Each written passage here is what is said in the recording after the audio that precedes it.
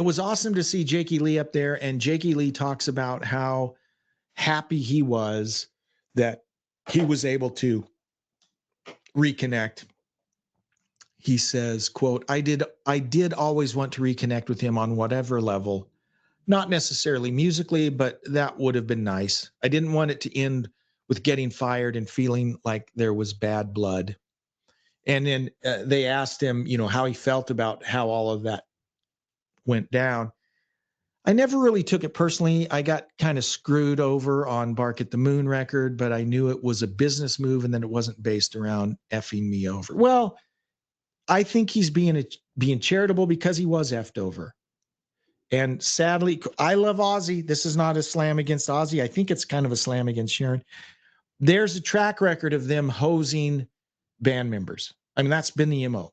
Okay. Bob Daisley never got credit. Lee Kerslake never got credit until they sued and eventually got some acknowledgement or something. But that's just the way it's been. So the way it would work, Sharon would say, okay, you have to sign over your rights to this song. So here's Jakey Lee. First big break, he's playing with Ozzy. Yeah, you have to sign over the. Well, I wrote this riff. I brought this. All these tunes that he brought. Oh, you have to sign it over. So Jake didn't get writing credit for Bark at the Moon and all the other songs on that album that he wrote, and that's just the way they did it. And of course, if you're a brand young up and comer, well, I'm sure it'll be fine. I'll just sign it over. And he got hosed. And that's unfortunately the MO. That's the way that they treated folks. But Jake is philosophical about it. He admitted that he never felt good about his time with Ozzy.